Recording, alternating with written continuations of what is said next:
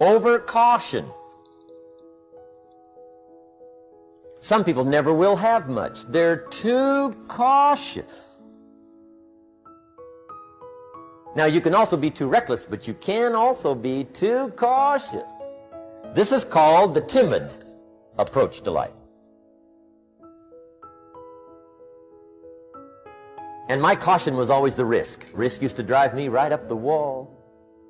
I used to say, what if this happens? It's called the language of the poor. What if this happens? And on top of that, if this was to happen, look at the fix I'd be in. I better not try. I could always ace myself out. Then I'll tell you what changed my whole life when I finally discovered it's all risky. The minute you were born, it got risky. If you think trying is risky, wait till they hand you the bill for not trying. If you think investing is risky, wait till you get the tab for not investing. See, it's all risky. Getting married is risky. Having children is risky. Going into business is risky. Investing your money is risky. It's all risky. I'll tell you how risky life is. You're not going to get out alive. That's risky. The Englishman says, well, if that's the way it's going to work out, let's give it a go. Right, that's what it's for. Give it a go. Somebody says, yeah, but I'm looking for safety and security. Fine, then huddle in a corner. We'll cover you with a sheet, bring you 3 meals a day. And we'll protect you, feed you, look after you, care for you. We won't let anything happen to you. And you'll probably live to be 100. The guy said, well, yeah, I'd live to be 100. But what a way to live. Right. What a way to live, safe and secure. Don't ask for security. Ask for adventure. Better to live 30 years full of adventure than 100 years safe in the corner. And see, it's not important how long you live. What's important is how you live. Here's the next attitude disease. We're almost through with this motley list. In fact, we're almost through. Hang on. The next one is pessimism.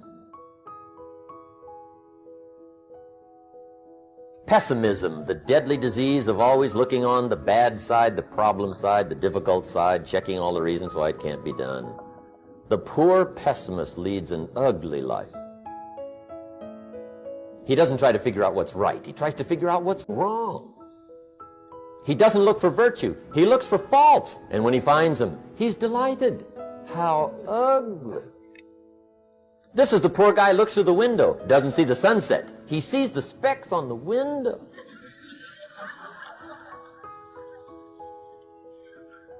And this is the poor guy, right, who rushes up, takes such leave of his senses. This guy rushes up and he says, I've got 5 good reasons why it won't work. He's so dumb he doesn't know all he needs 1. He's got 5.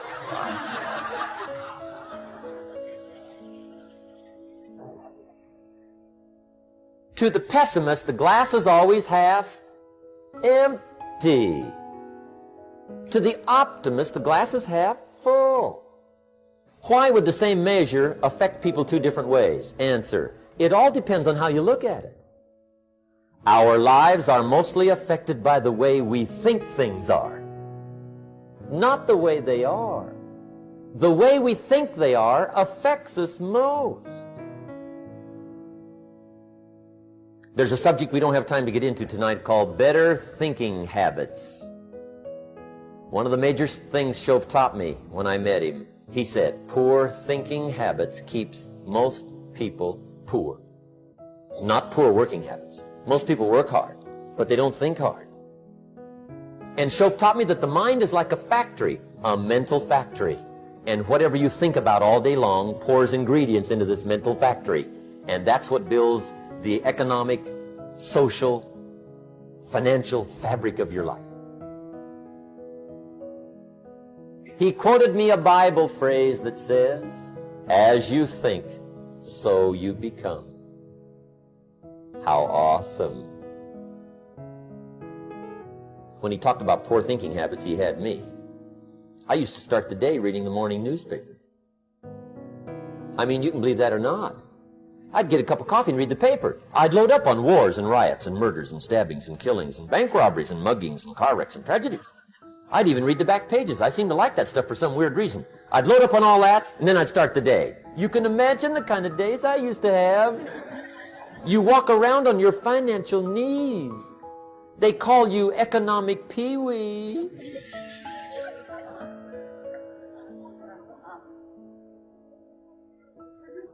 The guy says, I want to be a great leader. Wonderful. The first thing we do is follow him to his house. When we get there, we walk in and check his library, number one. Somebody says, well, why check his library? The reason is because what a man reads pours massive ingredients into his mental factory, and the fabric of his life is built from those ingredients. You would not believe what some people have got in their house to read. You would not believe. One of the best dressed up words I know for a lot of it is trash. Can you imagine dumping a barrel of trash into this mental factory every day and coming out with a rich, dynamic, positive life? It can't be done. You might as well try making a cake with cement.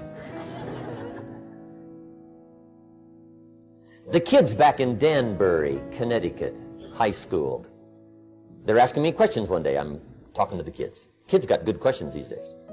One of them said to me, Mr. Rohn, how do you build the good life? I said, it's simple. It's not easy, but it's simple.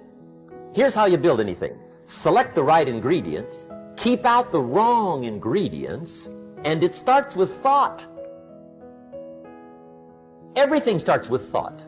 So you must be wise and careful what you think about, because that starts everything. You got to be wise and careful.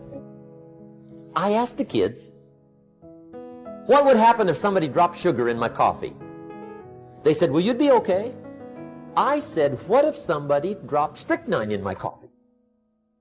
They said, well, you'd be dead. I said, correct. Lesson 1. Life is both sugar and strychnine. You gotta be careful. I said, what if my worst enemy drops in the sugar? They said, will you be okay? I said, what if my best friend, even by accident, drops in the strychnine? They said, well, you'd be dead. I said, correct. Lesson 2. Watch your coffee.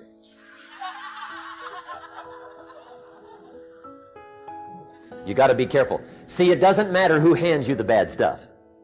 It doesn't matter where you get the bad stuff. It'll still do its damage on your bank account, wherever you get it. Mr. Schoaf gave me one of the greatest phrases when I first met him when he said, Jim, every day stand guard at the door of your mind. How important. Stand guard at the door of your mind. And you decide what goes into your mental factory. Don't let anybody just dump anything they want to in your mental factory, because you've got to live with the results. Okay, here's the last disease, and we're through with this list. In fact, we're almost through. Hang on. The last subject is very brief. The last disease, but this one is deadly. Engage in this one, indulge in it even slightly, and you might as well forget the future, because it's going to forget you. Complaining, crying, whining, griping, a Bible word called murmuring. See, that'll ace your future. Spend 5 minutes complaining, and you have wasted 5. And you may have begun what's known as economic cancer of the bone. Surely they will soon haul you off into a financial desert and there let you choke on the dust of your own regret. I hope I said that well, so you won't forget. It's a deadly disease. If you don't think it's bad, ask the children of Israel of Old Testament fame. Typical of us all, their story just happened to get in the book. Story says, children of Israel were slaves. God performed a series of dazzling miracles and got them out. And now they're heading for the promised land. Remember the story? Heading for the promised land. Tragedy of the story, they never got there. Reason. From day one, they started to complain. They griped about the water. They griped about the weather. They whined and cried and griped about the food. They griped about the leadership. They whined and cried because it was too far, too cold, too hot, too difficult, too miserable. I mean, they whined and cried for years. Finally, God said, I've had it, trip canceled. Or something like that. The story says they died in the desert, never got to the promised land. Which I think means two things. Indulge in this long enough, you get your future canceled. And I guess it also means even God himself can only take so much.